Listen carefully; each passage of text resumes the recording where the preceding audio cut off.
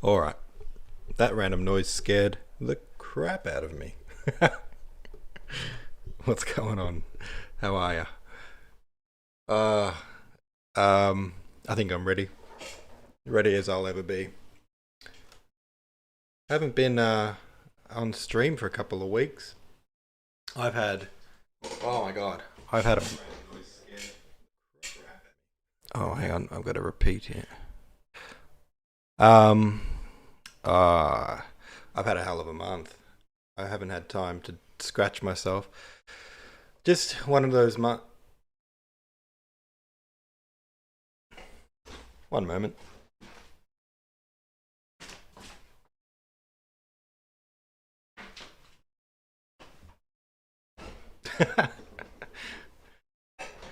How did my picture get crooked? I didn't notice until I saw it in the rear view mirror there.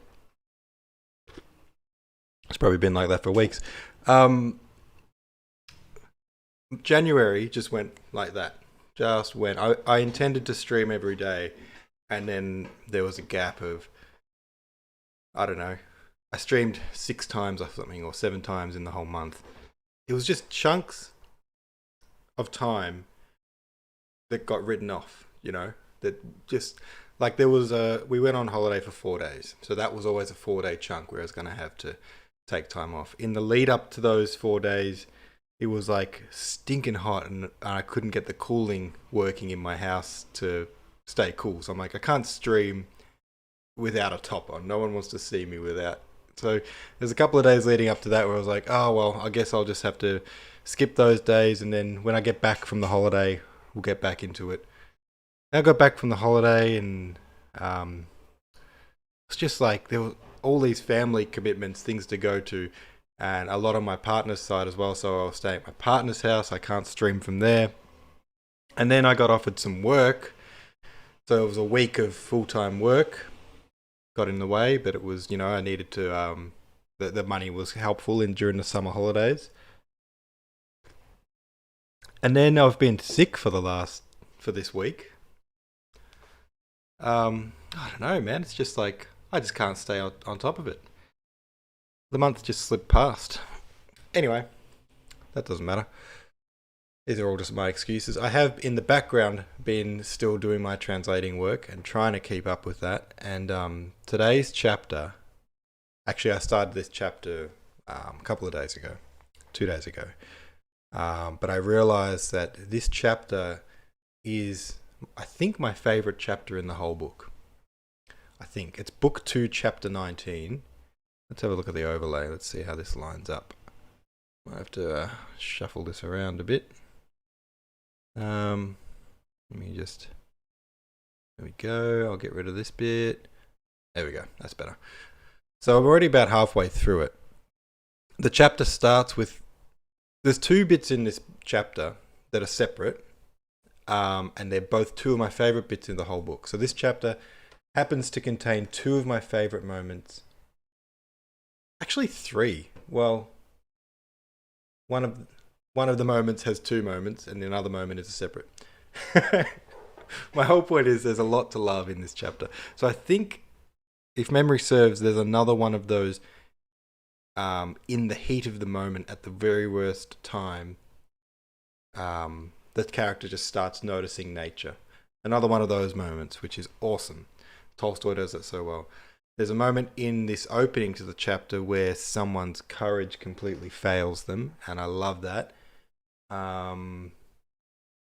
Because it's one of those moments where the character shows who they truly are by their actions. If you, I use this as an example in a lot of my lessons. This exact moment about character development, where it's like, give me the defining traits of this character, and then one question I'll say is,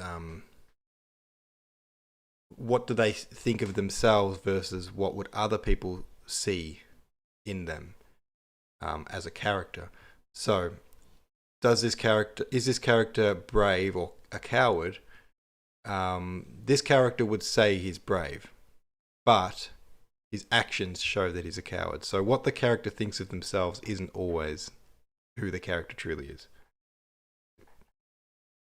And that's something we don't often think about when we design characters in stories, is like, what's the difference between what they think of themselves versus the reality? Do they see themselves for who they really are? All right.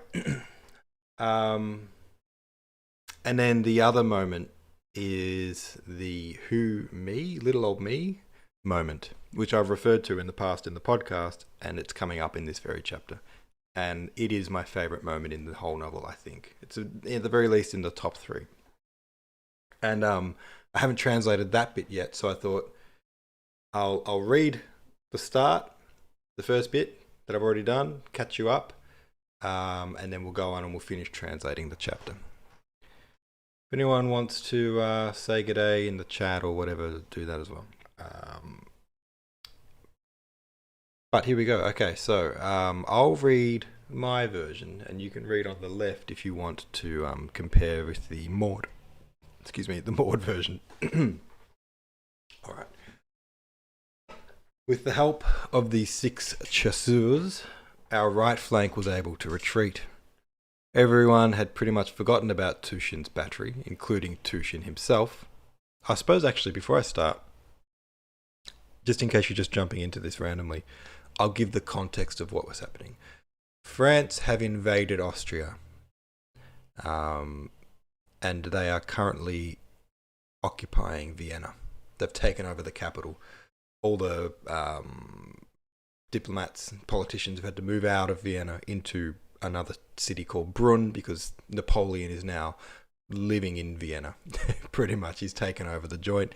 He's living in a very fancy castle called the Schönbrunn Palace, which is insanely fancy. If you look up pictures of it, it has 1,400 rooms.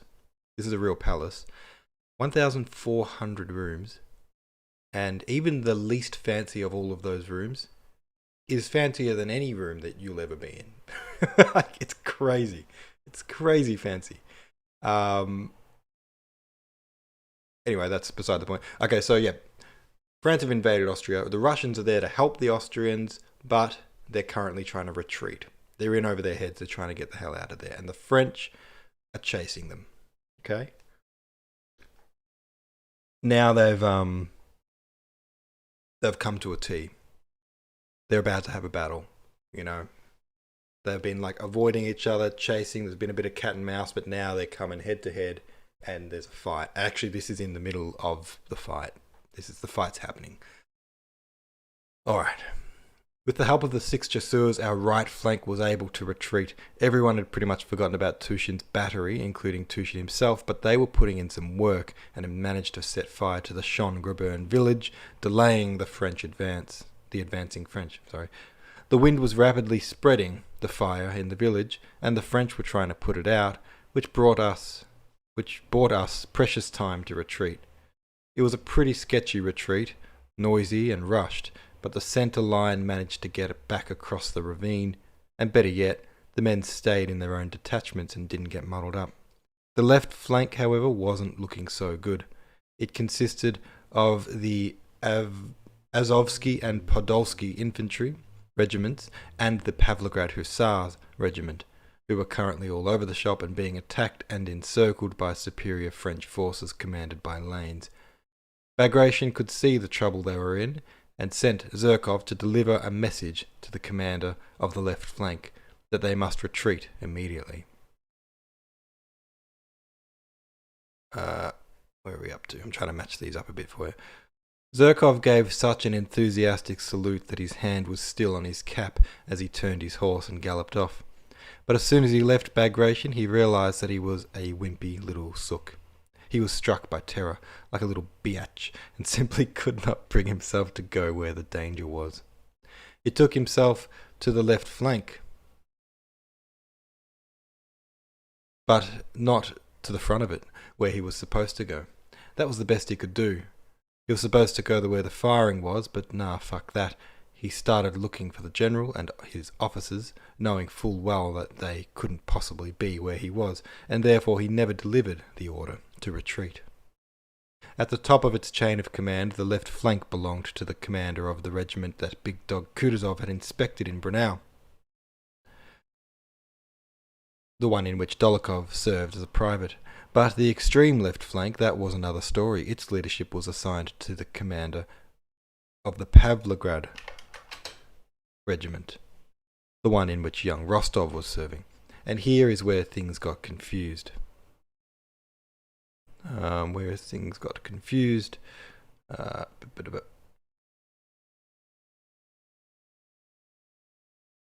try to just line these up for you.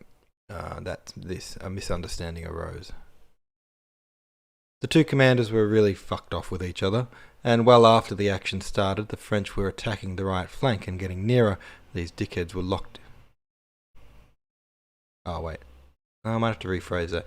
These two commanders were really fucked off with each other, and well after the action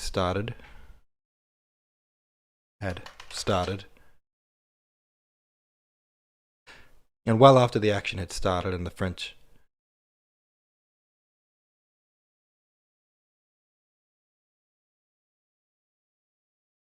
had begun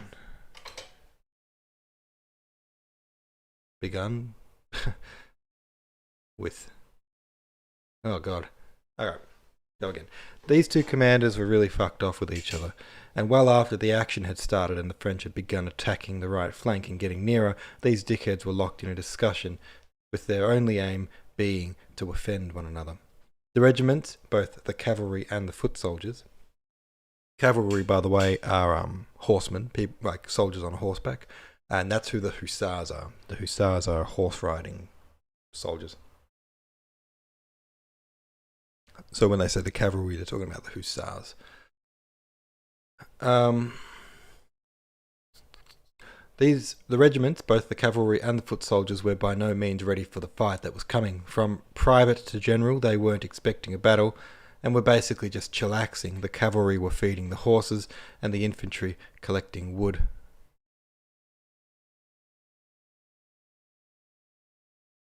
If his is higher than I is in rank, said the German colonel of the hussars, going all red as he spoke to the adjutant, who had ridden up, so let him do what he will, but I will not sacrifice my hussars. Bugle players, sound the retreat.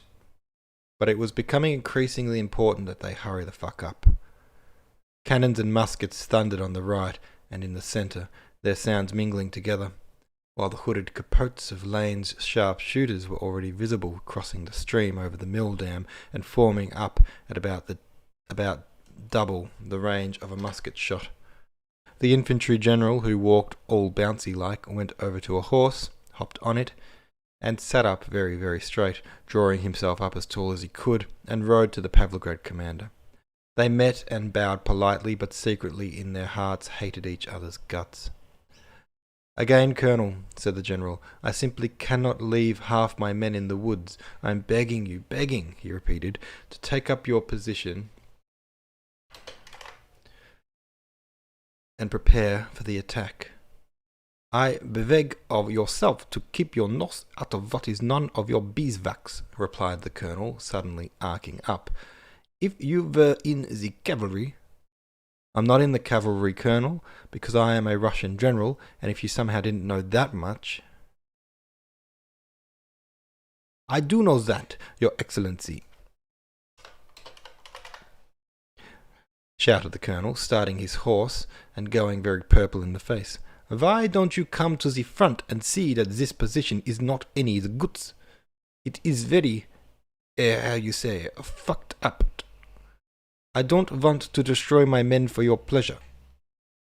Easy there, Colonel, watch what you're saying. I'm sure as shit not doing any of this for my own pleasure, and if you say that again I'll bloody thump you, said the general, and taking the colonel's little outburst as an invitation for a pissing contest, he frowned and puffed up his chest, and together they rode to the front lines as if there, among the flying bullets, they would settle their differences.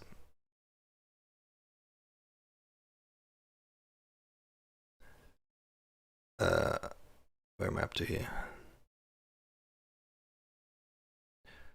They reached the front line, bullets whizzed over their heads, and they stopped in silence. There was nothing new to be seen from here, because they could already see, from where they were previously, that the cavalry would have a fucked time trying to move and fight among the bushes and the uneven ground of the ravines, and that the French were outflanking our left. The general and the colonel looked severely at one another like two big cocks preparing for a big cockfight, each one vainly scrutinizing the other for signs of cowardice. Both passed this examination with flying colours. There was nothing to be said, and neither of them wanted the other to be able to accuse him of leaving the range of fire first, and therefore they would have remained there in this stalemate a long time, testing each other's courage, if they hadn't just then heard the crackle of musketry and a muffled shout from right behind them in the woods.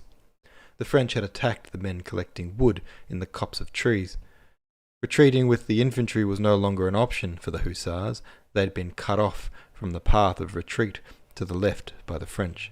Now they had to attack, no matter how difficult the terrain was, in order to cut their way out. Young Rostov's squadron had barely had time to mount before it was halted, facing the enemy. Again, just as it had happened at the Enns Bridge, there was no one between Rostov's squadron and the enemy, and again that gut-wrenching line, the line of uncertainty and terror, the line between life and death, lay between them. Everyone could sense this invisible line, and the question of whether or not they might cross it, and how they might cross it, played on all their minds. Agitated them all. All were conscious of this unseen line, and the question whether they would cross it or not, or how they would cross it, agitated them all. It's the original. Coffee. You gotta love it when you have coffee and you drink it. Oh, alright. So, that's where we're up to. And we're just getting into my favourite bit. So we've crossed over to young Rostov. He's fresh meat, you know, he's a teenager basically. I think it's a teenager. It's a very young man. He's just arrived in the army, you know, and as a hussar. And this is his first real action. Actually, a few chapters ago, he had a bit of action on a bridge, where he rode out onto the bridge with his other squadron to try to set off some charges to blow the bridge, while they were being attacked by, you know, French people shooting at them. And he just kind of ran as fast as he could onto the bridge, and he made it all the way halfway onto the bridge, and then people were like, well, you don't need to be on the bridge, you've gone too far. So then he came back. Some of his comrades got shot and killed, and he didn't know what to do. And then, you know, they blew the bridge and he went back. So he really didn't do anything. And he was humiliated that he didn't participate. But he kind of did. It's just that everyone watching him knew this is a young man seeing his very first action in a war. And so he was kind of forgiven on that front for his, not cowardice, but he's just the fact that he was kind of stunned. Sid Hearth says, hello, today's chapter was good. Oh, thanks. What chapter are we up to there? 10? On the podcast, I'm assuming. So this chapter we're working on here is chapter 19, so it's a bit further, 9 chapters forward. Now I've got this chapter in my head. I can't think what last night's chapter was on the podcast. Oh, with Bilibin talking to Andre. The kind of debrief with each other after Andre's audience with the Minister of War. Yeah, Bilibin's a funny character. I love how they describe the way he speaks in kind of pre-thought out phrases. Like he can concoct these little clever bromides that he'll chuck into conversations, and with the hope that they catch on and get repeated around society, and that he's quite successful at doing that. And I love how his facial expressions give away what's happening in his brain. Like when he's planting one of his little bromide seeds into a conversation, it's given away by what his face does. Like he'll raise his eyebrows every time he does it, or that kind of thing. It's brilliant. Now, Siddharth, have you read this book before, or is this your first reading? Because the chapter we're working on right now, the reason I'm streaming this second half of it is because the moment coming up here that I'm going to be translating is my favorite moment, I think, in the whole book. I really think that. And this is maybe my favorite chapter in the whole book. So I'm excited to share it with you. There's another moment back here. First read. Oh, okay. So I don't know if it's not really spoilery. I mean, it is a little bit. We're jumping ahead 9 chapters, so I hope that doesn't bother you too much. Doesn't really give much away in terms of spoilers, in a broader scope, but you will be jumping a little bit ahead. But it's pretty much the same position. The Russians are on the back foot. They're essentially trying to retreat from the French. But by this chapter, they've been locked into a fight. So they've been playing a little bit cat and mouse so far with where you're up to. But here, Russian squadron and a French squadron have basically met head to head, and there's a fight, and they're in the middle of the fight. So it's pretty exciting, and it's really the first proper war scene. It starts, I think, 1 or 2 chapters before this, but really these are the first chapters where we see proper war. Yesterday or the day before, for you would have seen the bridge blowing scene where young Rostov had to ride out to the bridge and help them blow it, and that was really, I think, maybe the first action we saw in terms of people shooting at each other. But it wasn't really a full-on battle. But here we are in an actual battle, so it's pretty cool. I'll read you this bit because it's pretty cool. Zherkov. Should I read it to you or just no? Actually, I won't, because you know what? You're going to come to it in 10 chapters anyway. All right. So,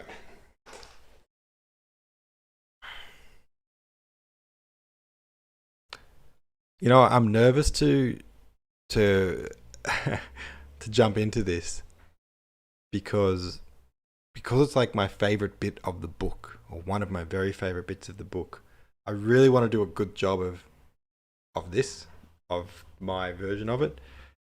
So I don't know. I just feel like this pressure, to do a good job. I suppose that's a good thing.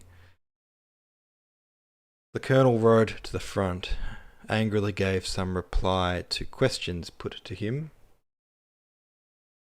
by the officers, and like a man desperately insisting on having his own way, gave an order. Yeah, cool, man. Oh, that's all good. Thanks for checking in. I'll get to work. You'll get to hear it in 9 days anyway. So yeah.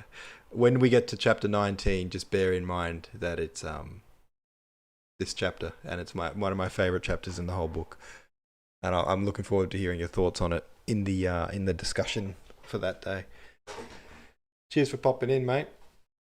I gotta get back to work here. The colonel rode to the front, angrily gave some reply to questions put to him by the officers, and like a man desperately insisting on having his own way, gave an order.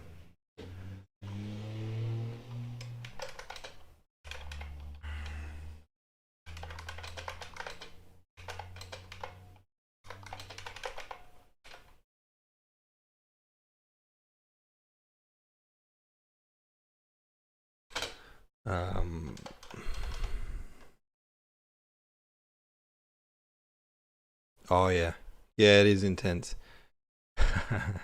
Rostov, it's yeah, Rostov's awesome in this chapter. It's really cool.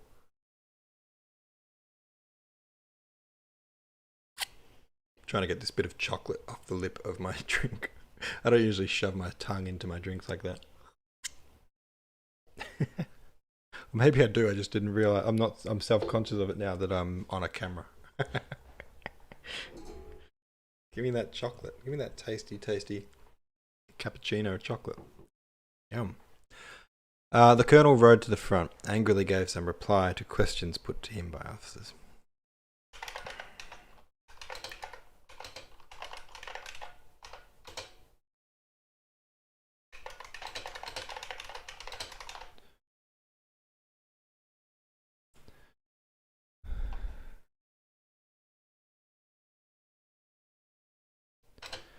Angrily, I guess angrily has to go there.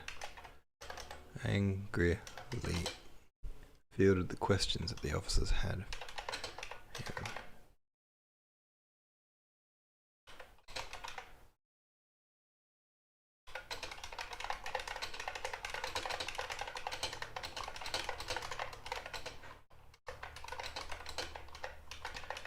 Gave an order.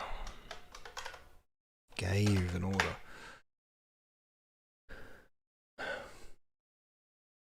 No one said anything definite about the rumor of an attack spread through the squadron. I've got here the P&V translation. So my P&V copy of the book, which I just bought just a couple of weeks ago, got left in the rain and is now a waterlogged piece of trash. Look at that. Man, I'll give you an up close look.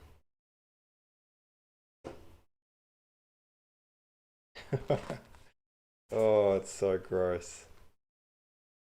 All these pages, they're all... Oh, I can't tip it because the pages will literally fall out. But there you go. Oh.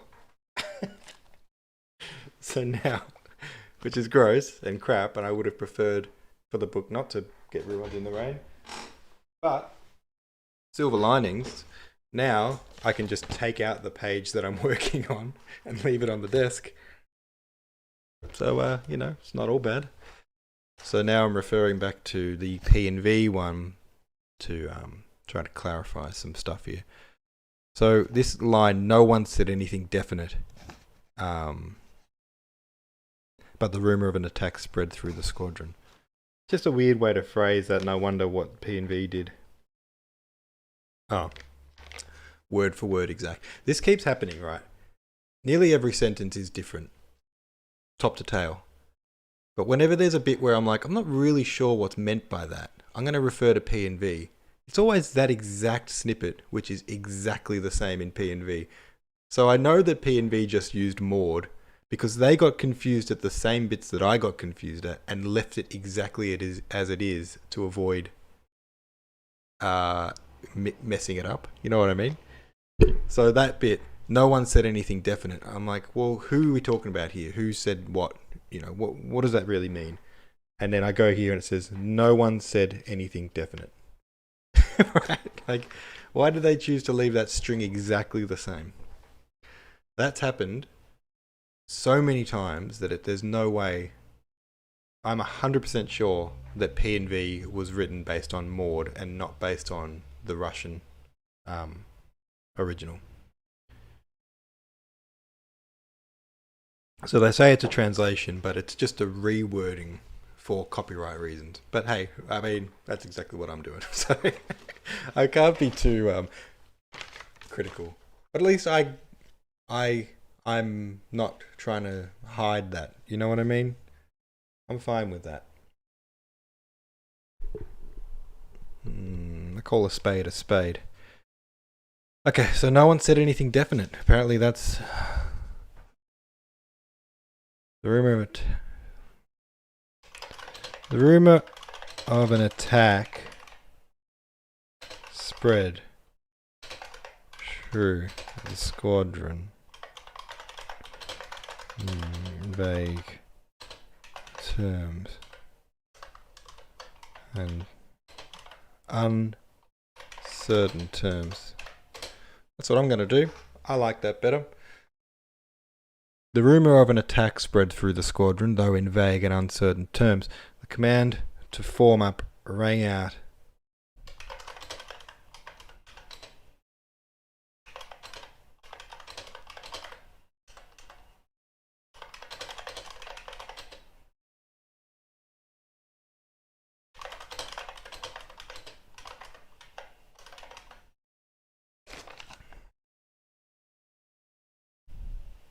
So they said the sabres whizzed as they were drawn from their scabbards.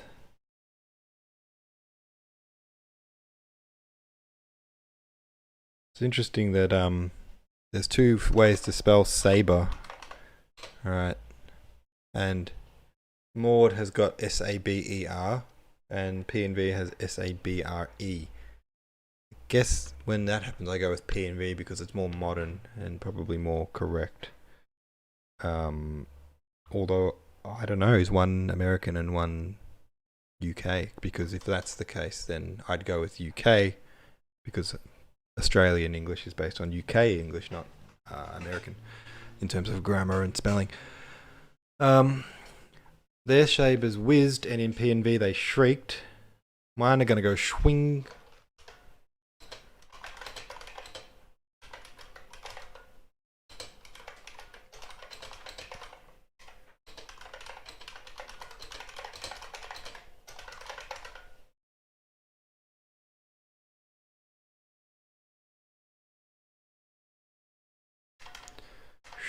Swing.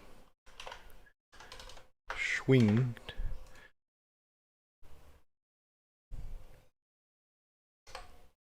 The command to form up for battle rang out, and sabres swinged as they were drawn from their sheaths. Beautiful. Love it. That is great. Scabbards. Scabbards. Still no one moved. The troops of the left flank, infantry and hussars alike, felt that the commander did not himself know what to do, and this irresolution communicated itself to the men. It's kind of, oh, I just realised we've got the wrong bloody screen on. I'm dummy. There you go, that's better, you can see what I'm doing. I also want to change this very slightly. That, oh yeah, that's better. Just get rid of the page gap there so it's all consistent. No one moved. No one moved. Where are we up to here? No one moved. Okay. Still, no one moved. I don't know if you can hear all the birds. There's a lot of bird action happening around my house right now. Crows, little other birds, etc.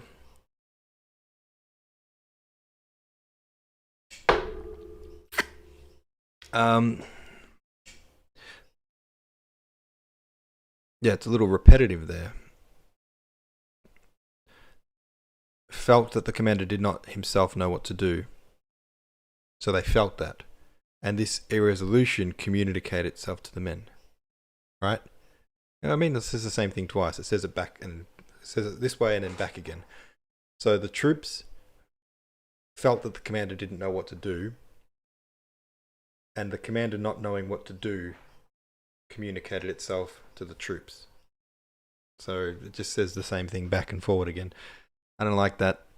I'm not going to break that though because I don't want to rearrange the way the book happens. You know, if that's how the sentence is, that's what my sentence is going to do as well. But I'm going to try to make it a little bit more artful than that. I'm also going to refer to here. The troops of the left flank, both infantry and hussars, sensed that their superiors themselves did not know what to do, and the indecisiveness of the superiors communicated itself to the troops. Yeah, same deal there. I don't. That's really sloppy. All right. Does it say the troops of the left flank?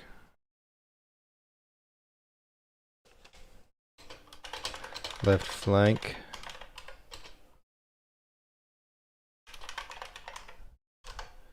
Both infantry and hussars.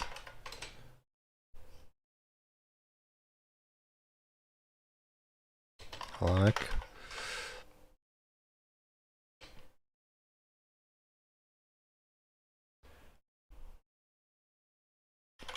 Could sense that the commander.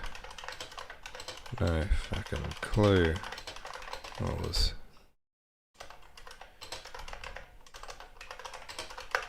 Do. And his cluelessness and indecisiveness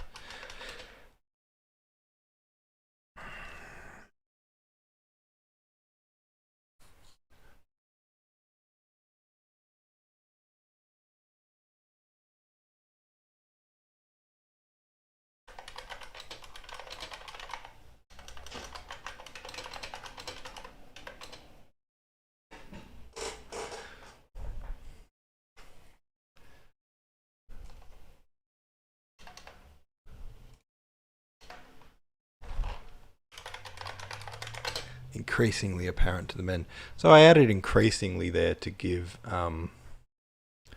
the sentence a reason to reiterate that backwards and forwards.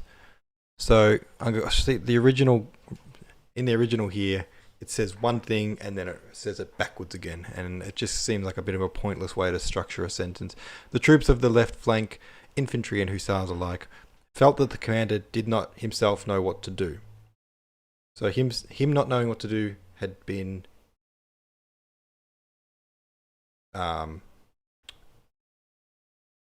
had already been communicated to them.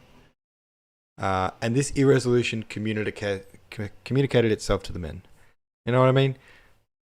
They felt that the commander did not himself know what to do, and his irresolution communicated itself to the men. Good morning, Stacy. Smiley face. Just trying to iron out the kinks of this here sentence because it's bad. The troops of the left flank, both infantry and hussars alike, could sense that the commander had no fucking clue what they should do, and his indecisiveness became increasingly apparent to the men. To them. Beautiful. Loved it. If only they would be quick, thought Rostov, feeling that at last the time had come to experience the joy of an attack of which he had so often heard from his fellow hussars. If only they would be quick, thought Rostov, feeling that at last the time had come to experience the joy of an attack of which he had so often heard. These kids are crazy, you know?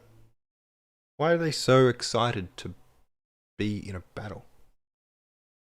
Hurry up, thought Rostov, sensing that the time had come at last to experience the delight of an attack of which he had heard so much from his hussar comrades.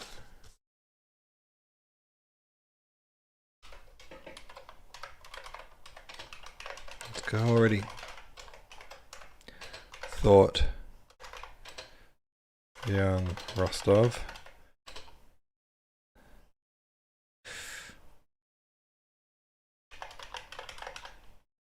No, what's the word when you're chomping at the bit to get started? I don't want to use that phrase though, but he's anxious to start. He's something. Come on, let's go already, thought young Rostov. Eager.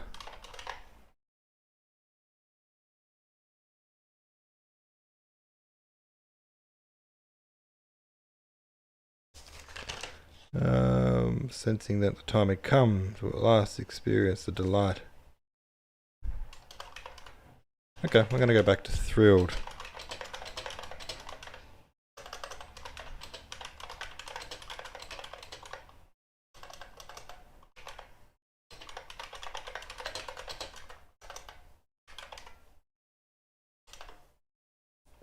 Stoked. That's what he is. He's stoked. At the time had finally come to experience the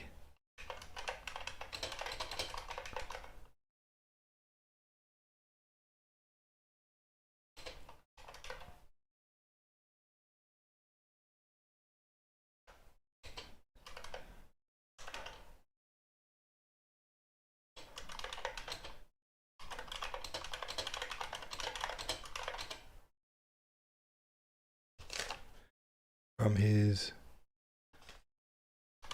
hussar comrades.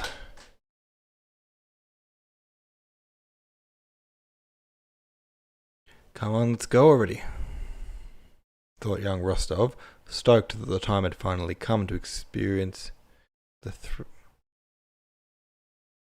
thrill of battle, which he'd heard about so often from his hussar comrades.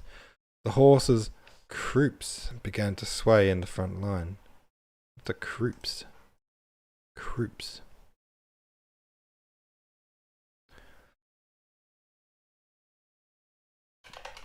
Horses.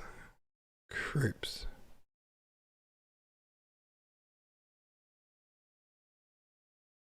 Oh, it's their hips. Okay,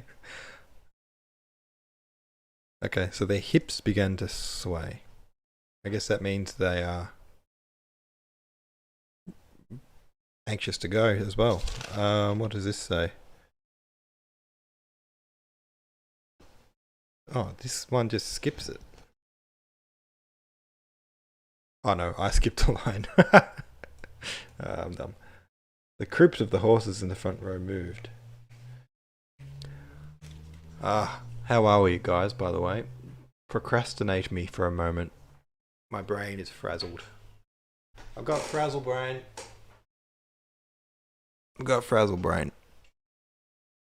I've been sick all week, so that's been fun. Sick with only one symptom, which has been a fever. So what is that? And the worst fever I've ever had. And really no other symptoms other than a headache. So that's been fun. Forward with God, lads, rang out Denisov's voice. At a twat, forward. Is a trot? That's fast. That's, yeah.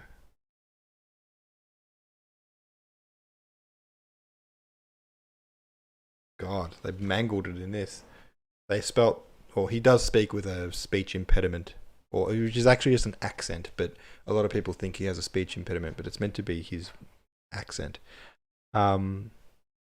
Trot is spelt Tghrot, trot, and march is spelt Maghrch, march. Whatever the hell that means. Forward with God, lads. Godspeed. That'll work. Godspeed.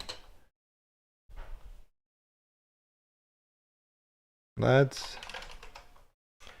Rang out Denisov's voice.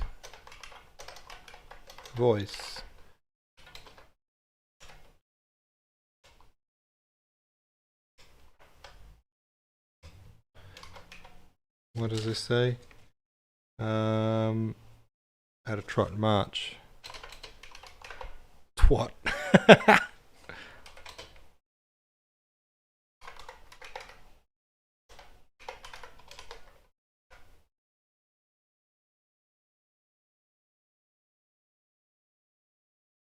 The horse's croups. Hips. Just going to go with the old hips. The horses began to sway their hips in the front line. Rook. I love that Rostov's horse has been given a name. You know, I love that. I love it. I don't know why, but I do. Rook pulled at the reins.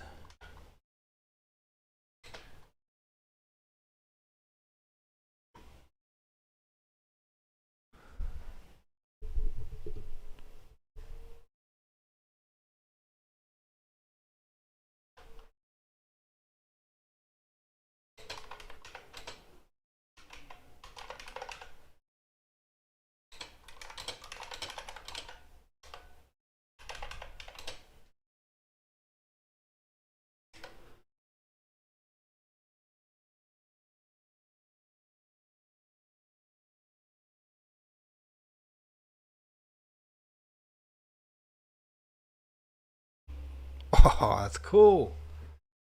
That is cool. Alright, the horses began to sway their hips in the front line. Rook pulled at the reins and started by his own will. Whoa, there is a big wind out there. Hang on 1 minute. I think things are blowing off my kitchen bench because the kitchen window's open. Here, have an ad.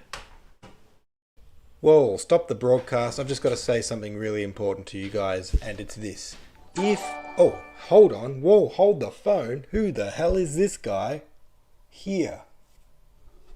If you want to be this awesome, you can click the donation button down there and leave a little tip. Yeah, you want to just press the button, and I love it. So thanks.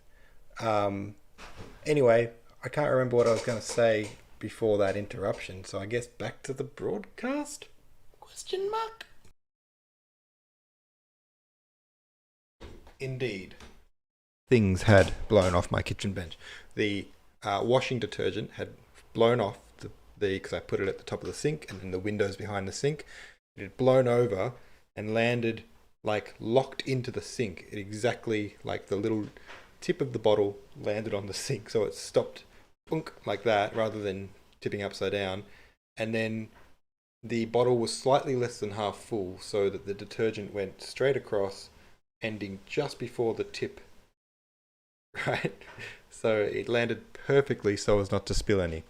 If it had have slipped like a centimetre this way, it would have gone upside down and all the detergent would have just emptied down the drain. But hey, what luck we have. Yay for that.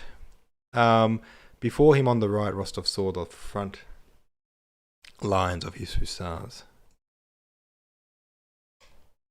Rostov could see in front of him, see ahead of him the front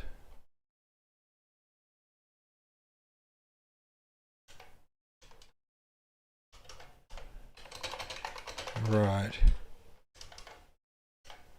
the front lines of his hussars, that a dark line which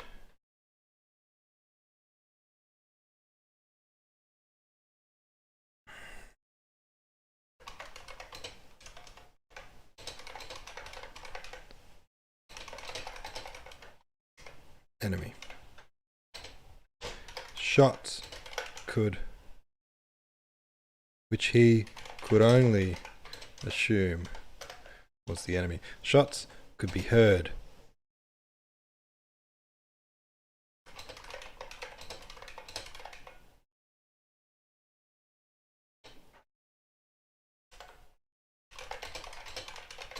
But some way off. Faster came the word of command, and must have felt rook. Flanks.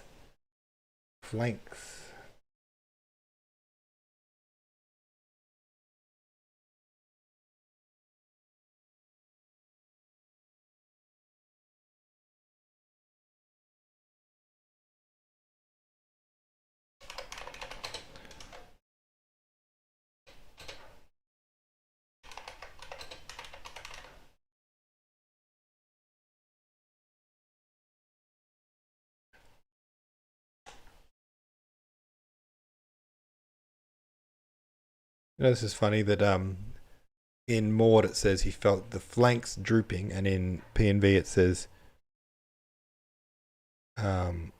kick up his rump, switching to a canter.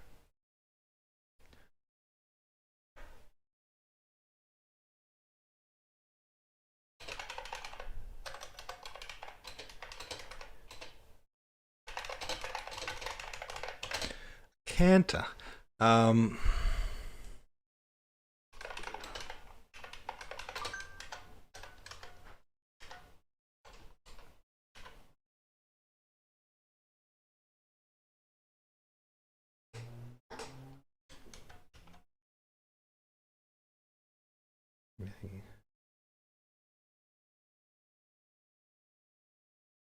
Oh, golly.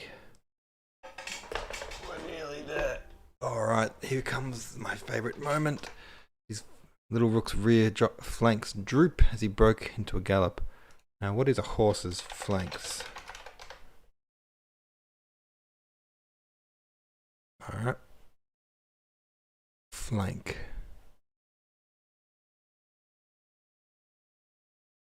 Oh. Flank is... Oh, it doesn't really have a rear flank.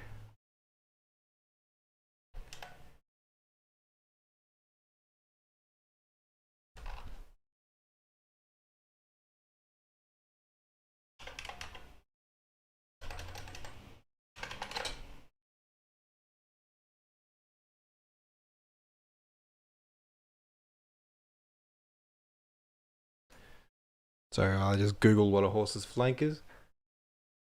Alright, we're nearly there. Rostov anticipated his horse's movements and became more and more elated.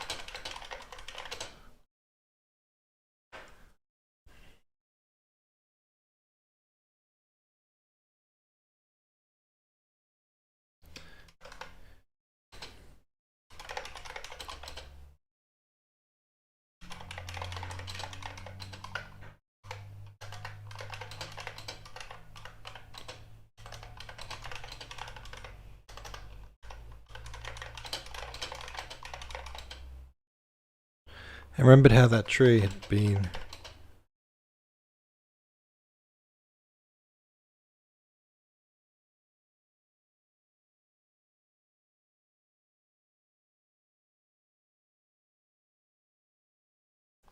Remembered how that tree had been right on that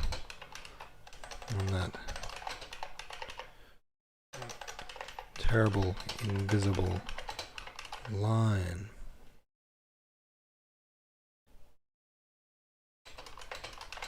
Feared.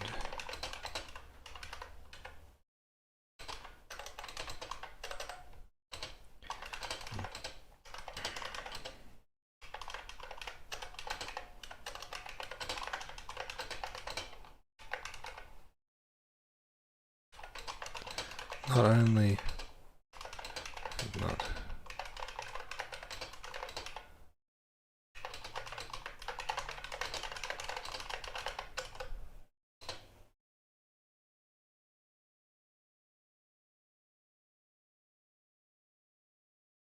actually fucking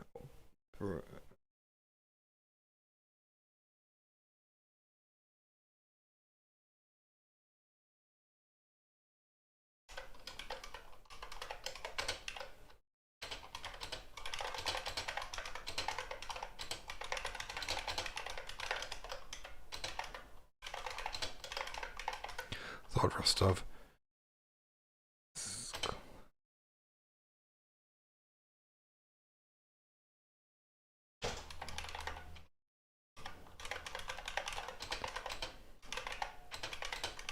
Saber. What does white knuckling mean? Let me just Google that before I use it.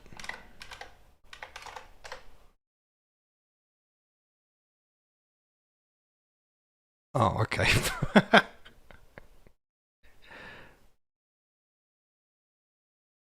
Up, not good.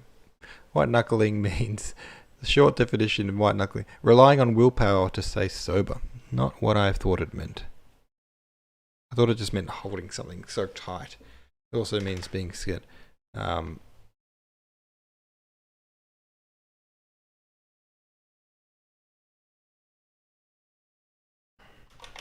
Just go with gripping the hilt of his saber.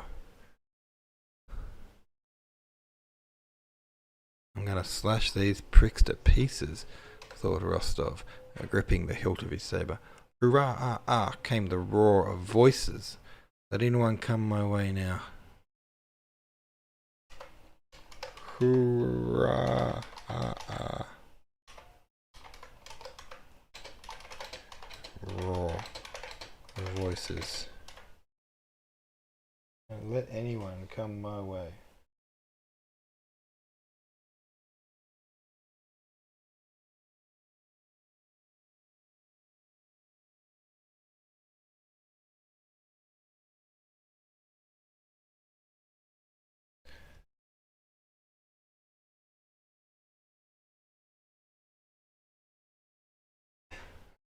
Okay.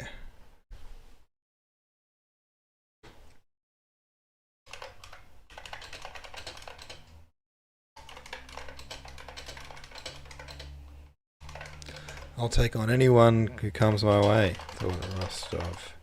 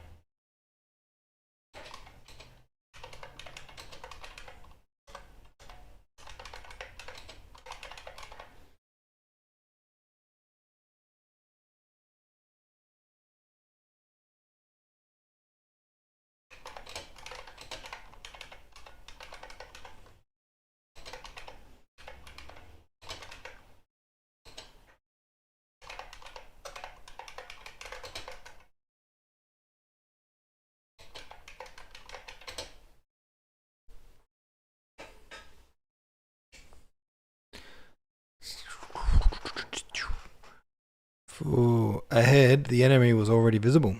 Suddenly, something like a birch broom seemed to sweep over the squadron.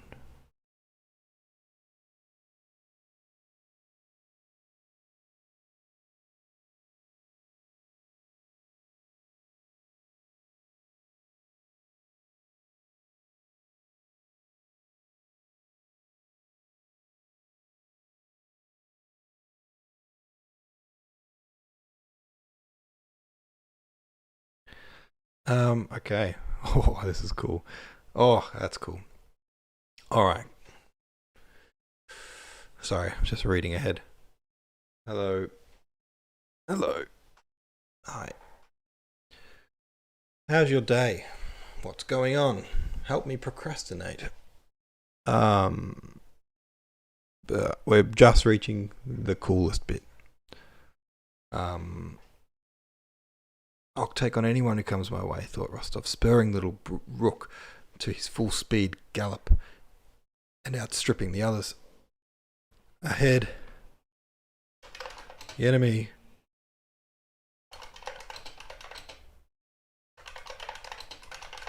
Now, ahead.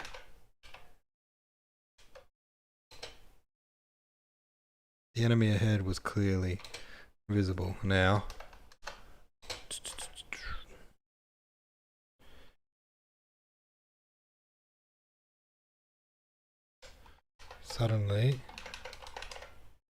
Suddenly, what does this say? Because a birch broom is a bit weird. Something lashed at the squadron as if with a broad besom. What the hell's a besom? Besom. Broom. Okay. Something swept over the squadron.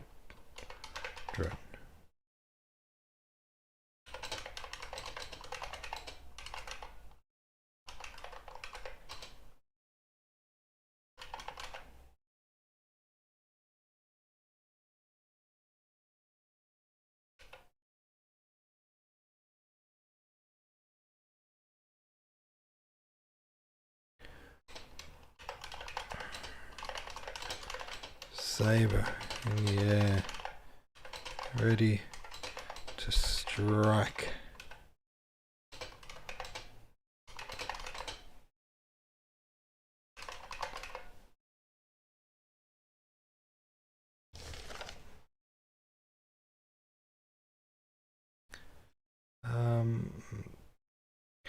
As they saw preparing to strike.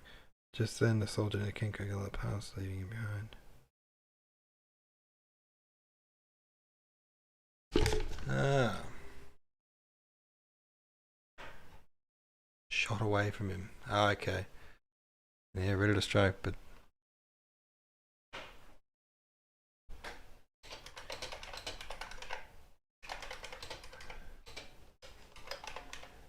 Nicky Luca, who seemed to be travelling this.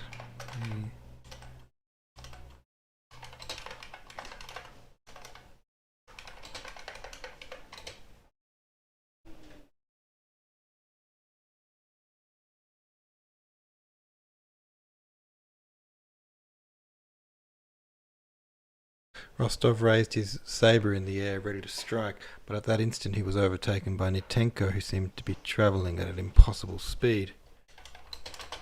Rostov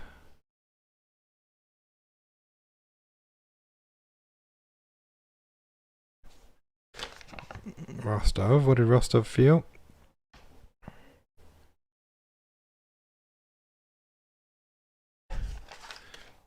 Felt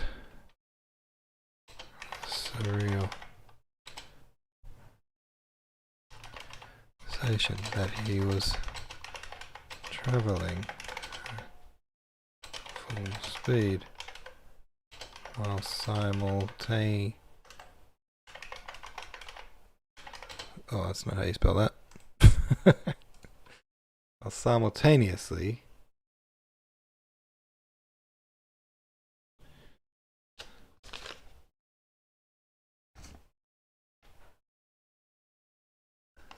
staying in place.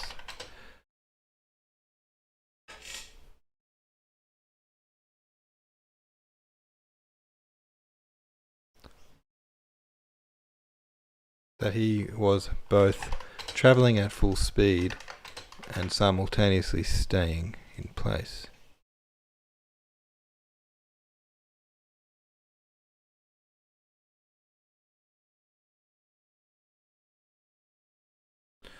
Alright, that makes some bit of sense.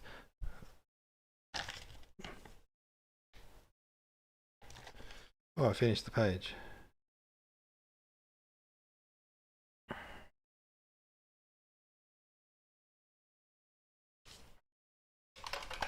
Usa, he knew, named Bondarchuk.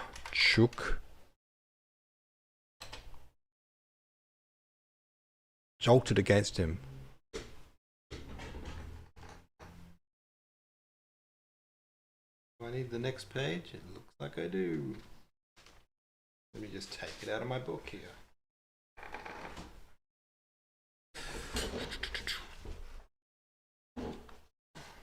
Galloped towards him from behind.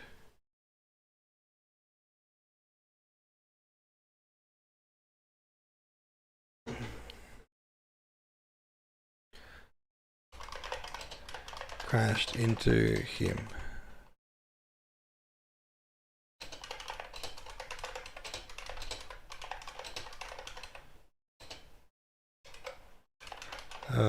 Chook gave an angry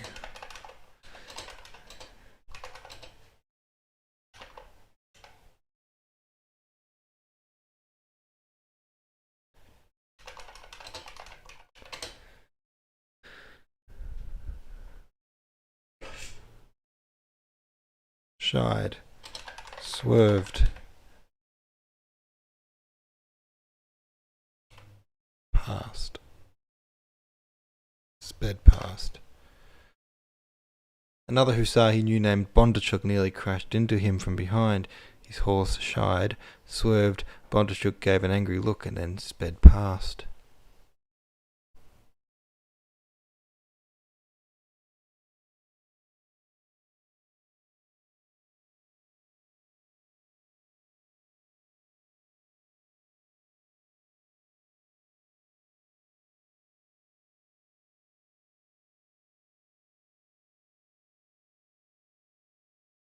Oh no.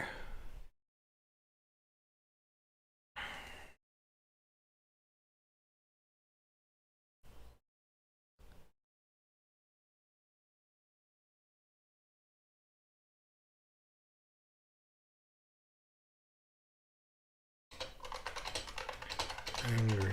Look. Nearly.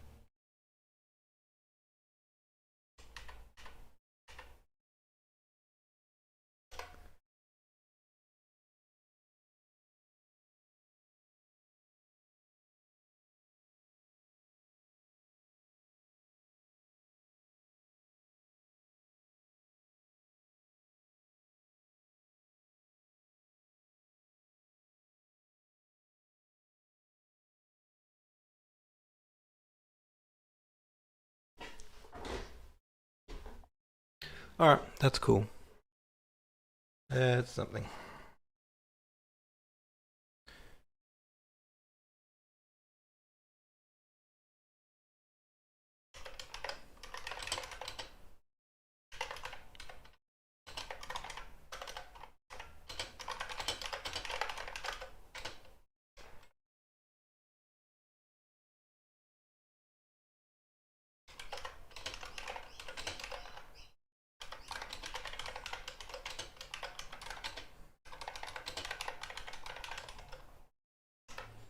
Killst.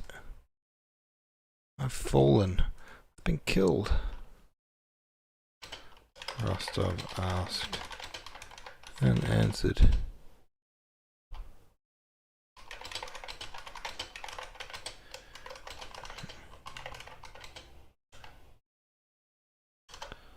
Suddenly alone. In the middle of the field.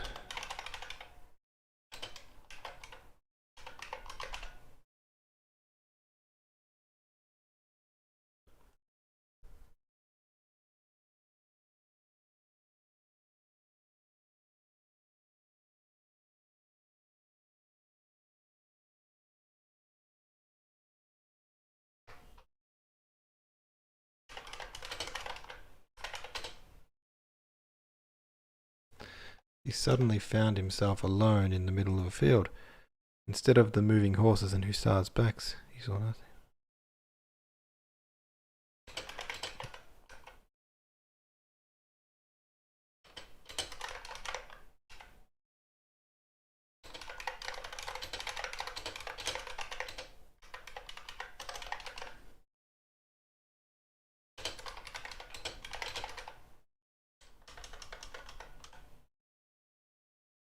Instead of the backs of the hussars streaming forth on their horses, nothing ahead.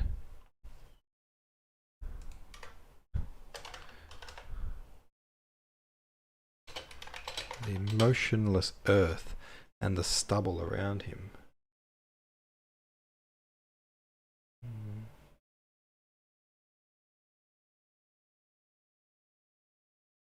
Stubble.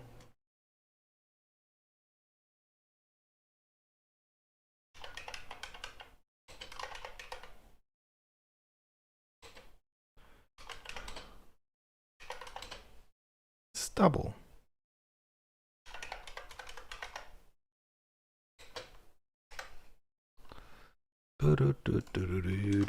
Define stubble.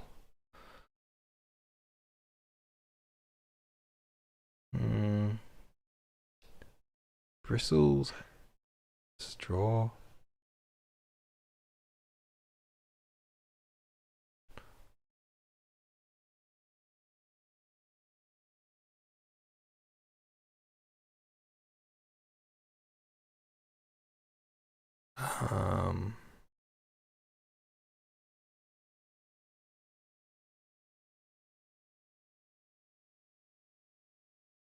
Okay.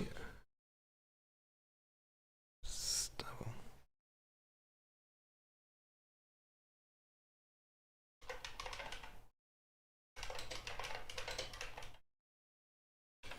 Grasses. Gonna go with grasses.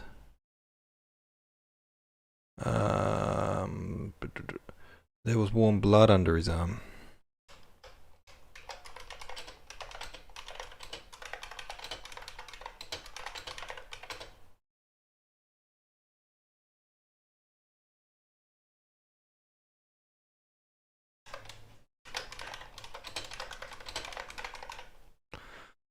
fuck, I'm wounded. My horse is...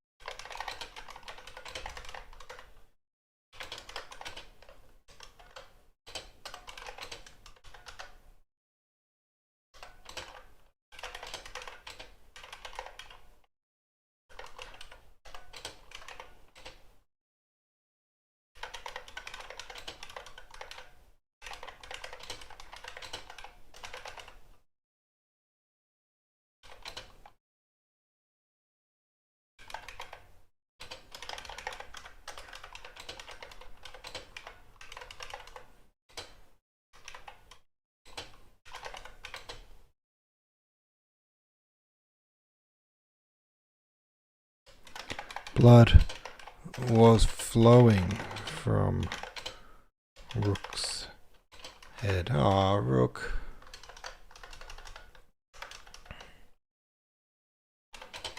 Struggled. Again.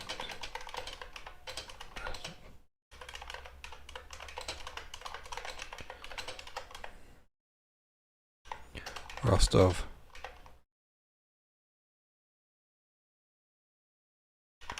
To get it up to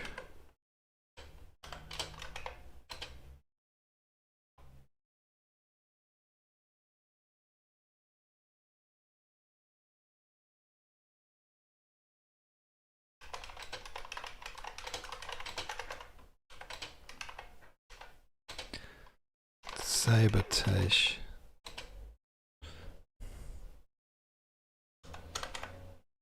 Was caught.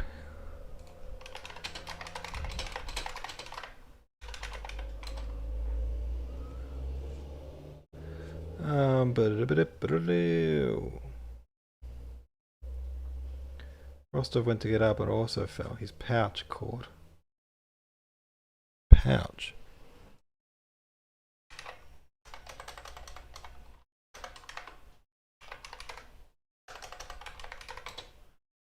Caught in the saddle.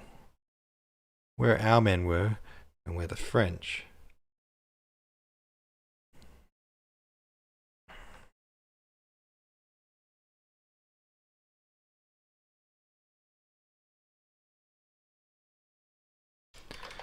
Wondered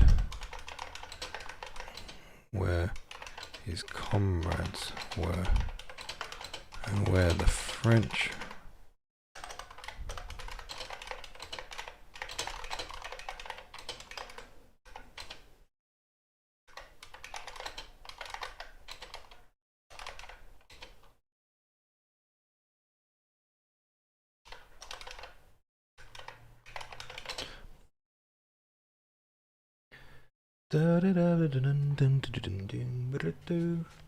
Oh, hello, there's people here. Bellora made. I woke up in the middle of the night, went to the sub. Now I'm lying in the dark listening to the sound of typing from the other side of the world. But it's kind of soothing. Hello, Bellora. Balmoro Blade. Well, I'm glad you like the sound of typing. This keyboard right here is one... It's hooked on something. I can't show you. Hang on. It's one of my favorite of my possessions. It is... Maybe it'd be easier to move the camera. It is a Model M keyboard from 1994, I think my one's made. And it's got a buckling spring, which means each key has a spring that when you push it, the spring goes frunk, frunk, and it's what gives it that click. So I think it's one of the oldest mechanical keyboards. You see a lot of rage about mechanical keyboards being big these days. This is the original one, and my one is from 90. Hang on, it's written on the back. Here, I'll show you. You know these ones? And they sound like this. Hear that click? So satisfying. Mine is from 1993. Made on the 16th of August 93. So it's what, nearly 30 years old. And it's the best keyboard. It remains one of the best keyboards in the world. They don't make things this to last this long anymore. Yeah, I'll show you.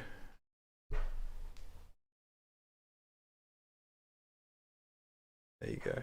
That's my keyboard.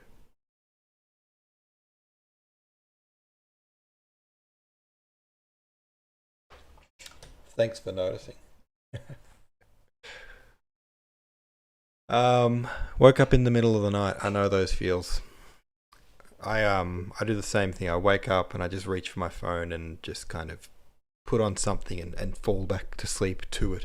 So hey, if this is what you're going to fall back to sleep to, beautiful. Happy to help. Let me get back to my click clacking, shall I?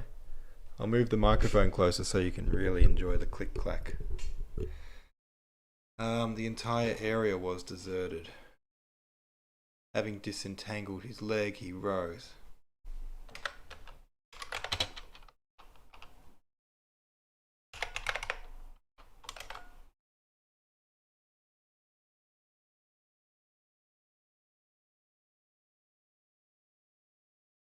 He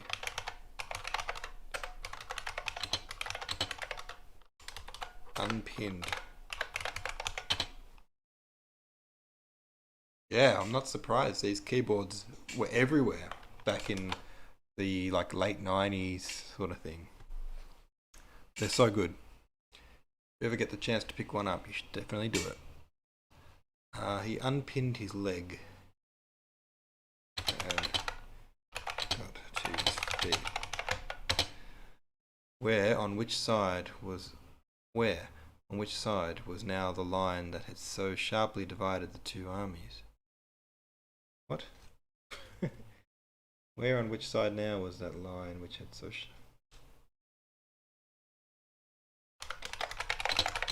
bloody hell.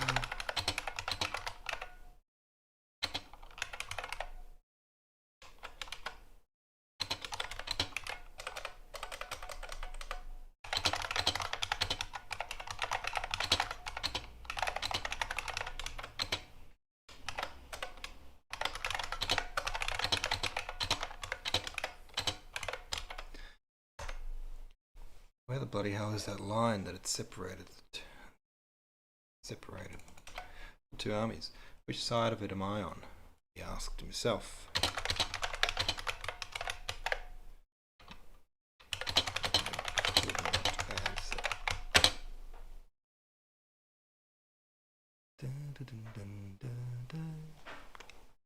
Can something bad have happened to me? He wondered. Yeah, something bad.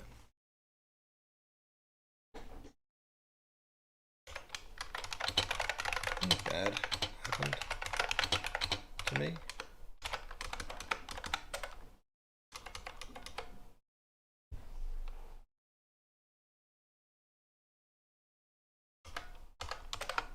Wait, is it possible that something bad has happened to me? He wondered. He already got up.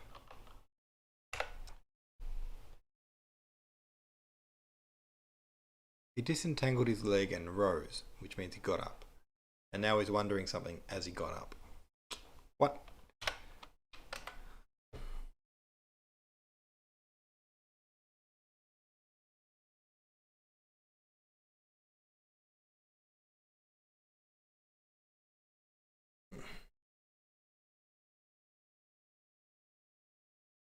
I'm going to change this to from got and drew himself up, which could just mean he kind of got up a little bit, but not necessarily stood up as he got up. As he got back on his feet.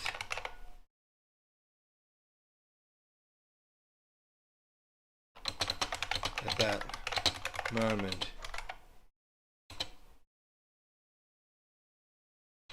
he felt that something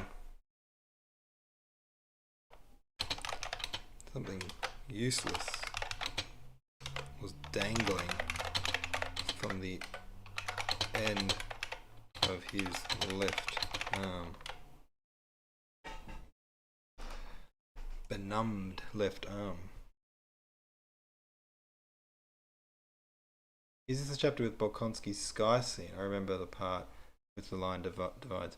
Oh no, but you're pretty close. This is the chapter with young Rostov, where the hussars are charging at the French, and Rostov's going. This is his first battle, and he's going straight at the French. And then he's in the lead. His horse is going the fastest, and then another horse overtakes. And he's like, "How is that guy moving so fast?" And then he realizes that he's not moving anymore, and he's stopped dead in his tracks. And then the next thing he notices, he's getting up off the ground, and his horse is on top of him, and the whole field is empty, and everyone's gone. And it's such a cool moment. And this is him getting up off the ground in that moment of being like, that was his first experience in battle. Charging at the enemy and then like getting up off the ground and everyone's gone. So he's been knocked out. He's been knocked off his horse and knocked to the ground. And he's been out of it, I guess, for the whole course of the battle. And now he's just getting up. The dividing line. Yeah, I think that analogy is used a few times in the book. But I think it's a Rostov analogy, not a Andre analogy. Rostov mentions it a few times, the dividing line. I actually got it confused. I thought that the sky scene that you're mentioning was this scene, because I know Rostov gets knocked off his horse and he's lying on his back. And I thought that was when he looks at the sky. But I think you're right. It's Andre who looks at the sky when he gets knocked down in a different battle. Anyway, onwards. This moment that's about to happen, though. This chapter is, I think, my favorite chapter in the whole book, the one I'm working on now. And the moment we're about to see, like in literally the next few sentences, is, I think, maybe my number one moment of the book, because it's so human. Even here, when he's thinking like, is it possible that something bad has happened to me? Like, he's so young that he can't even really wrap his head around. He's fighting in a war on the front line, charging at the enemy. And even still, he's like, oh, wait, something bad's happened to me. That doesn't seem right. He's just so... he thinks he's so invincible, you know? He doesn't even fathom that he could get hurt. I love it. From his... numb left arm. The wrist felt as if it were not his.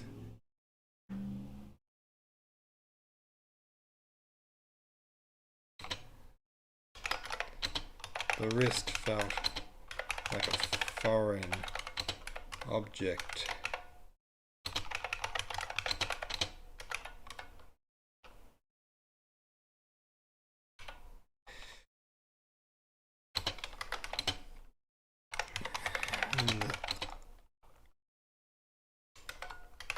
Hand carefully, vainly trying to find blood on it.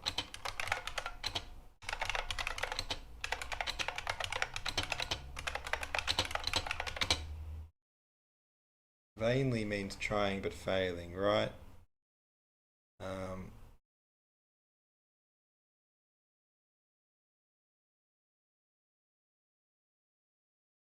Oh, this is interesting. I'm looking here at this line, is it possible something bad has happened to me? Can something bad have happened to me?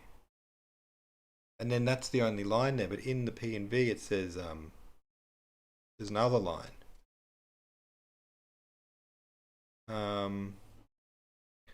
Has something bad happened to me? There are such cases, and what must be done in such cases? I love that. There's an extra line there. Alright.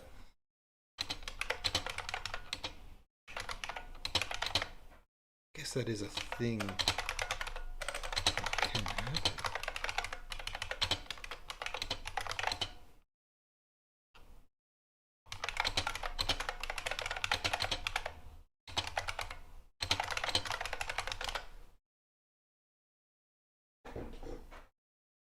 Is it possible that something bad has happened to me? I guess that is a thing that can happen, but what are you supposed to do when that happens?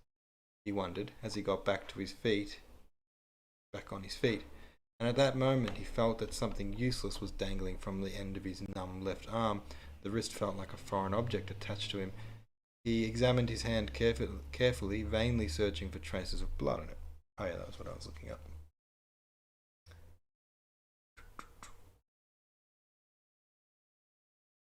He examined the hand, vainly looking for blood on it.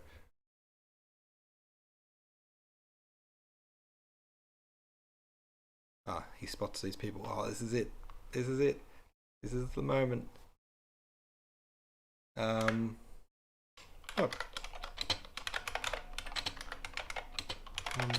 Some people.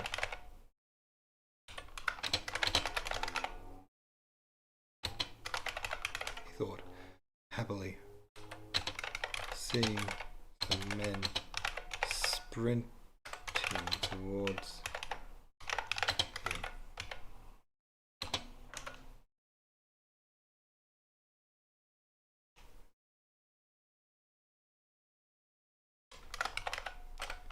Help is on the way.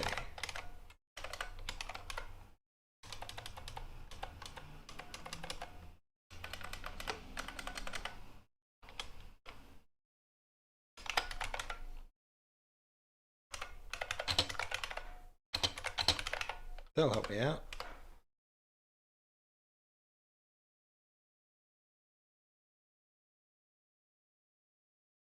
They'll help me out. Beautiful.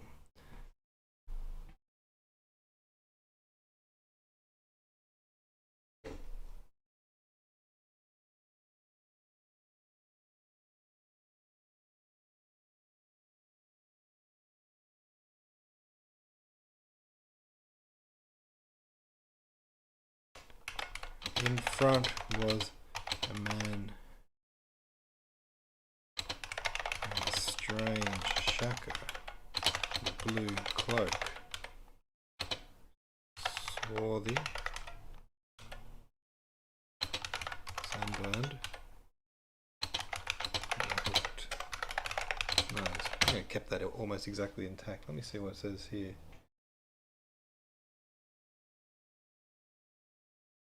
Strange shaka, a blue greatcoat, dark, tanned, and with a hook.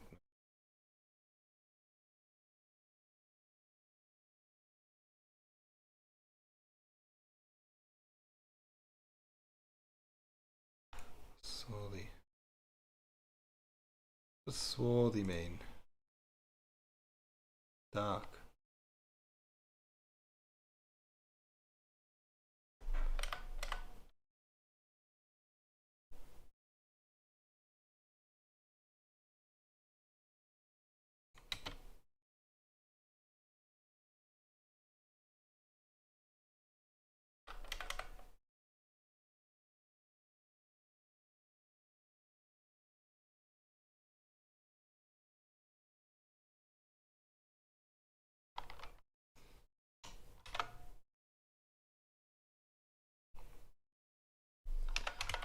Suntan.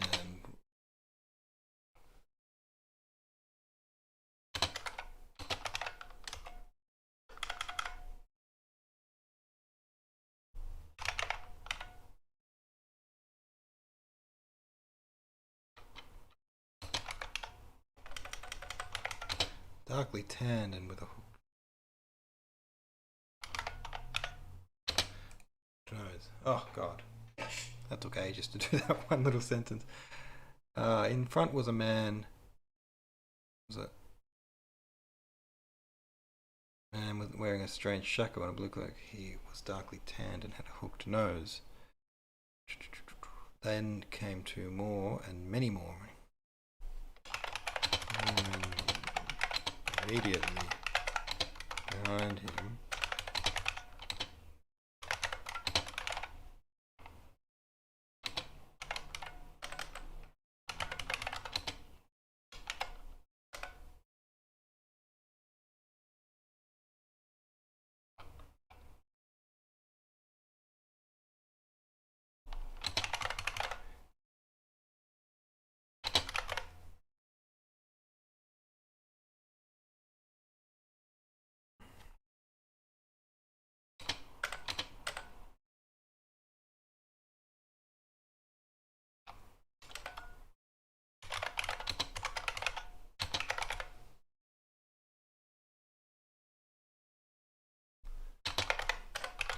2 more men were right behind him, and many more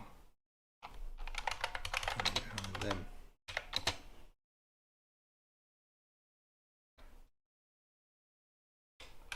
One of them said something weird in Russian.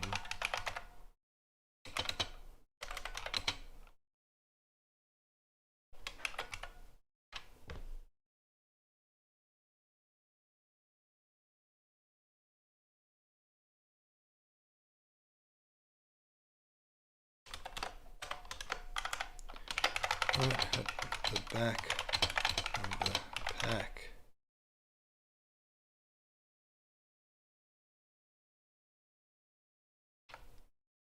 I read the book when I was in high school, maybe 13 years ago. Reading it now again, it's funny how differently I see many things. Volkonsky's disillusionment really hits home this year. Oh, really? Do tell. I always felt a little bit kindred with Andre, you know, with that feeling of you go back and forth in feeling like, yes, I'm living my best life, and then sometimes you feel like, oh no, I've trapped myself in some kind of a mundane situation where, you know, I've taken up a job I don't like, and oh, this is my life now, that kind of feeling. Or just that feeling of like I could be doing better things with my time. Yeah. I'd like to know what do you mean? How has it hit you this year?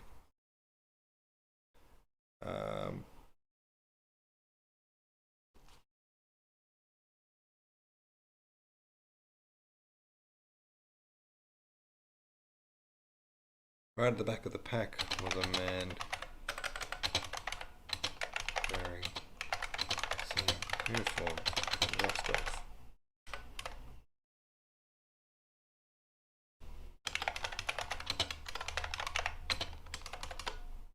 Right at the back of the pack was a man wearing the same Russian Hussar uniform as Rostov.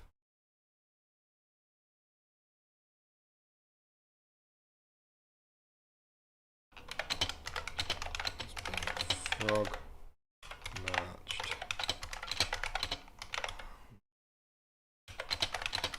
Horse.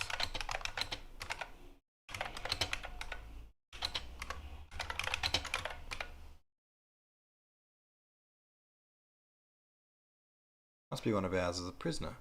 Yes. Can it be that they will take me too? Who are these men?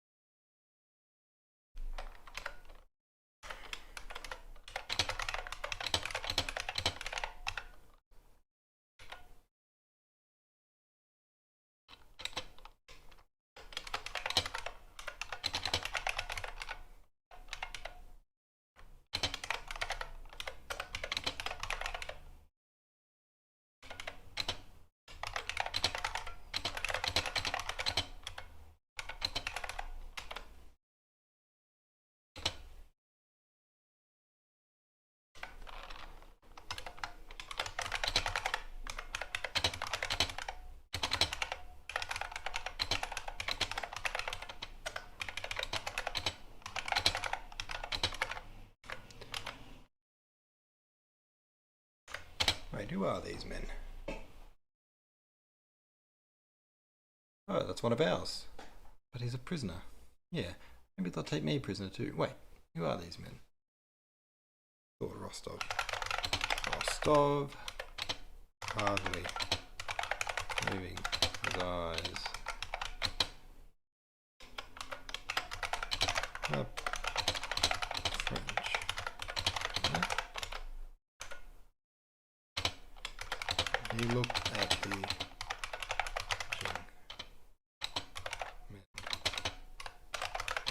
very much French. Though, but a moment before he had been galloping to get at them and hack them to pieces, their proximity now seemed so awful. Proximity. Though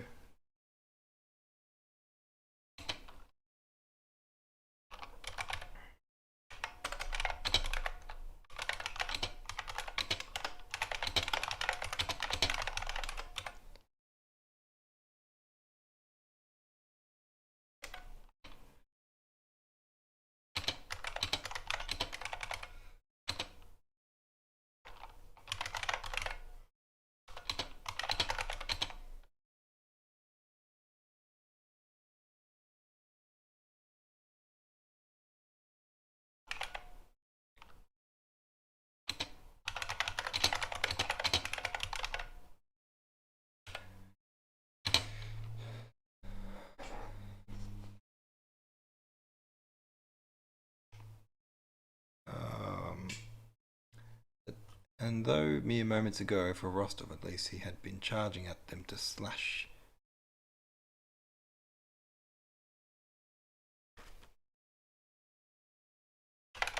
forward to slash them to pieces. Had been charging forward to slash them to pieces.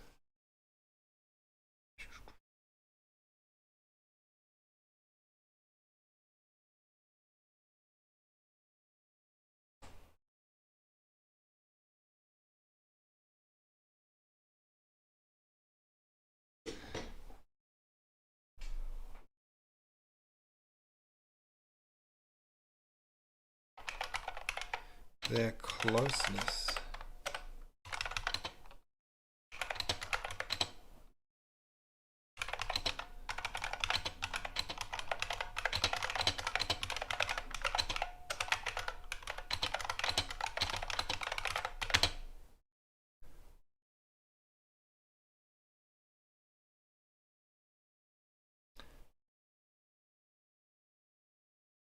Oh, this is it. This is my favorite bit. I think my disposition about life changed from Natasha's overly romantic idealism to Bolkonsky's mild cynicism. Hard to express things like that in chat. Okay. Well, you're welcome to jump on the Discord and just be part of the stream if you want to talk. By the way, that's not something I've done yet, but I was going to open that up to people. If you want to chat, like literally chat as if a phone call while I do this, you can jump on my Discord and be part of the stream. That might be weird for you, but if you want to, you're welcome to. I love Natasha's overly romantic idealism, and I love her as a character. My favorite thing about Natasha as a character is that she has been so charming her whole life. You know, she charms everyone she encounters. That she's used that as a mechanism to get what she needs at all times, and has therefore neglected her own education. And we see it more and more throughout the book that she's sort of the least educated character in the book, because she just I don't know, she's just always neglected that. And I love that she's kind of dumb. And there's no Mary Sue's in this book, you know. Everyone's got their flaws, and Natasha's got a lot of flaws, but also she's so charming and so likable. I just think she's a great character. Right now, right here is, I think, my favorite line from this book. The French are right there in his face, running to him. Who are they? Why are they running? Can they be coming at me? Why? To kill me? Me? Whom everyone is so fond of? They can't be wanting to kill me, right? Who are they?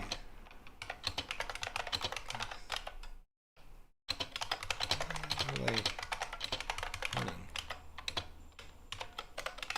They can't run at me, can they? Can't be. To kill me?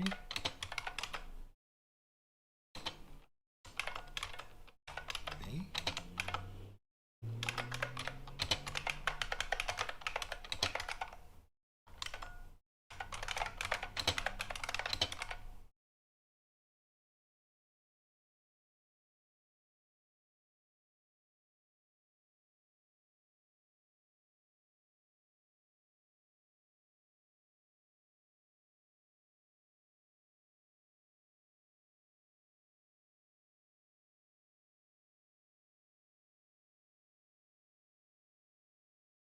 It's like that moment where they go, it's like he's realizing that he is him, you know? They can't be wanting to kill me because I'm me.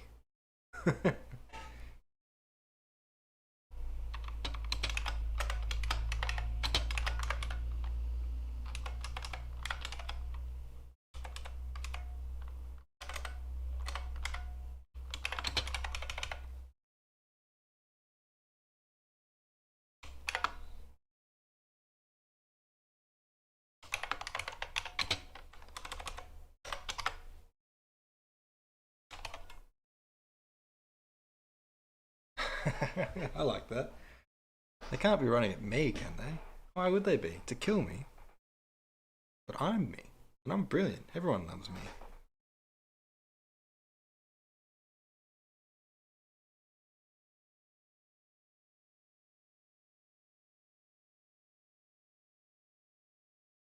Does that make sense? Is that good? I might review that. It's my favorite line in the book, and I'm trying to do it justice, you know. I'm trying to make it still the favorite line in my version of the book.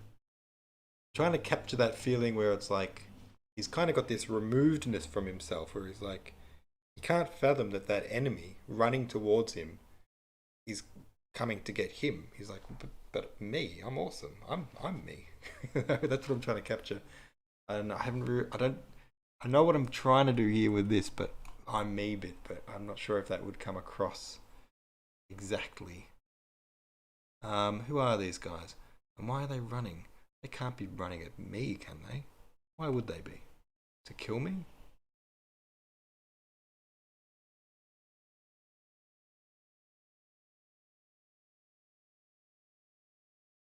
Pierre says she's not smart and then thinks about it, and then says she is smart in a way, something along those lines. I love Natasha too, kind of see her with Audrey Hepburn levels of charm. Yeah, she is smart in her way. She's not.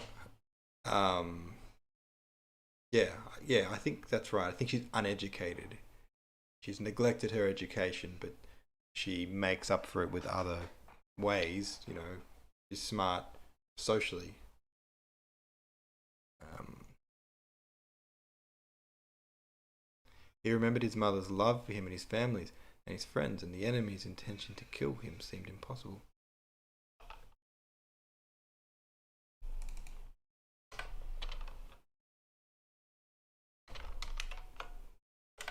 I'm me.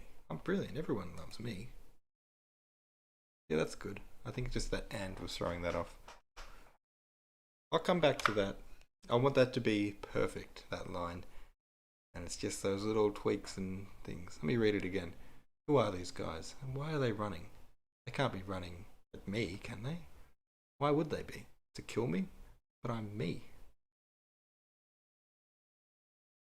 Maybe I want the other word italicized. Why would they be? To kill me? But I'm me. I'm brilliant. Everyone loves me. That's pretty good. What do you think? Have I nuanced it correctly? He remembered his mother's love for him. Oh, that's sad. What does this one say? How's this one phrase it?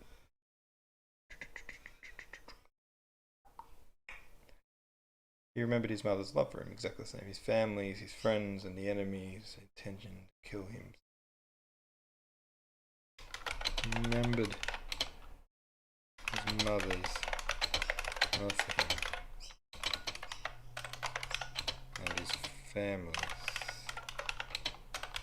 and his friends. Wait, families, his friends, and the enemies.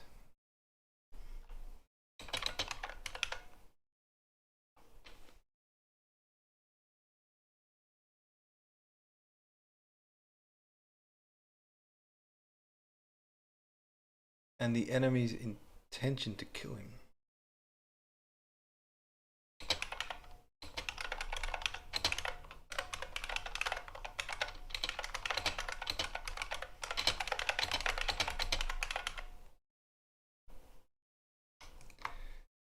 And the enemy intention to kill him seemed ridiculous. Remembered ridiculous.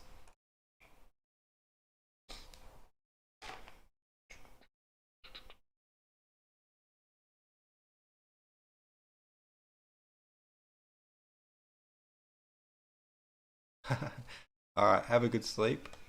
See you on the sub. Zaya Polunoknaya.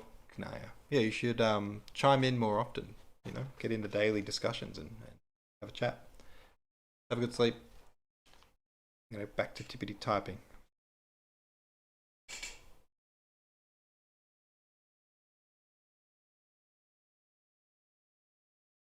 Why are they running?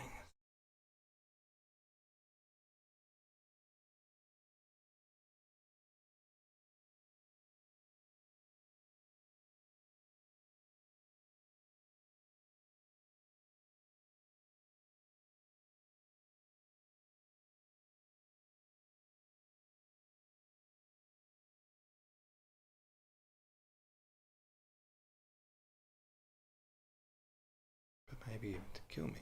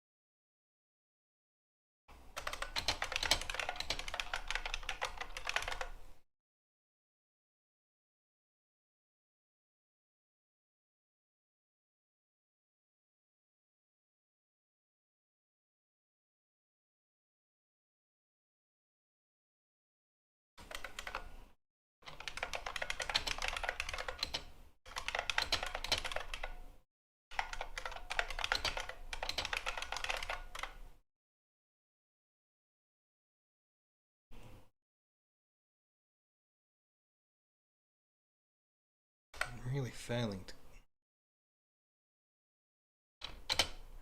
The foremost Frenchman.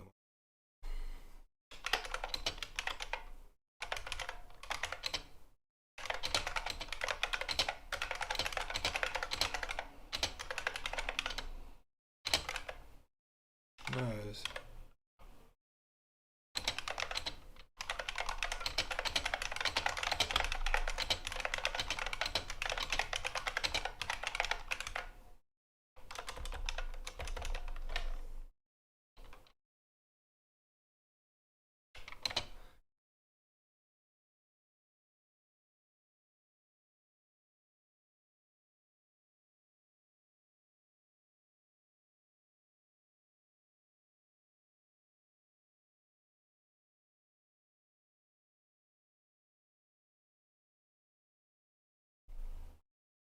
Oh golly!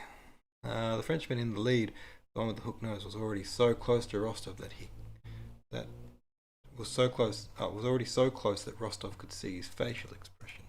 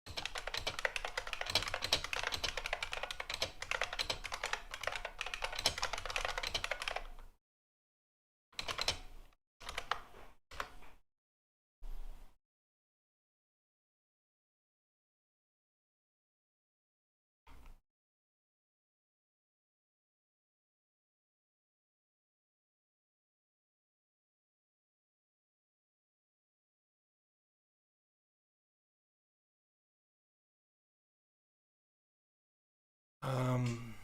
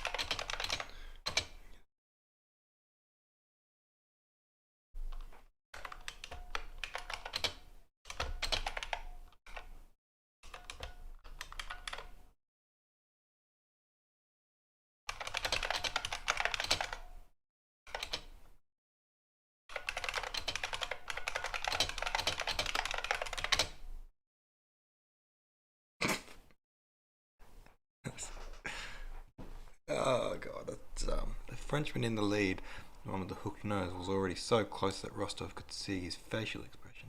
It was a strange and intense face that the man wore, holding his breath while he ran, so light on his feet, his bayonet hanging low, and it scared the living fucklights out of Rostov.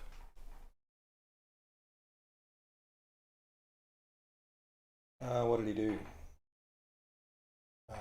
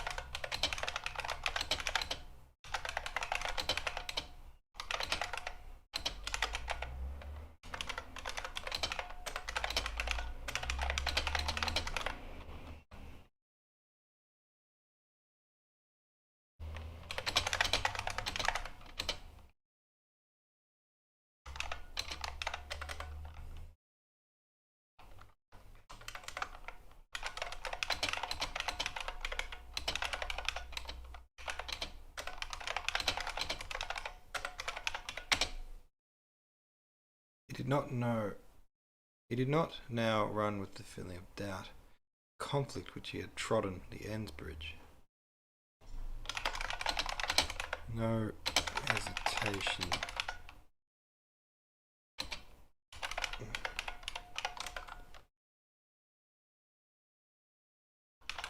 Hesitation. Run.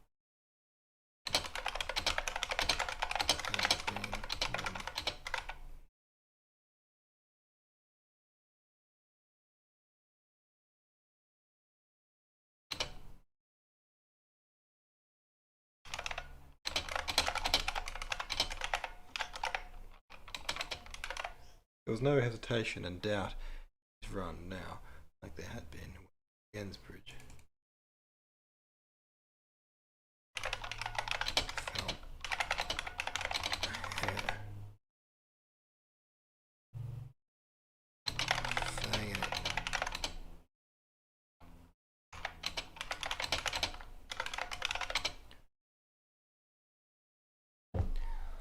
Banging it. Alright, I think on that note of fanging it, I think I'm going to wrap up this one. I'm going to finish this chapter. Oh, there's very little to go, but I'm going to finish it tonight. Because I'm hungry. And I've got a couple of things to do within the school light. School light? Within the school day. I've got to go visit some schools. It's 1 p.m. and that leaves me 2 hours to go and drop into these schools, which I intend to do right now. Anyway, thanks for hanging out. Thanks for being a warrior and a peacekeeper. You are a legend.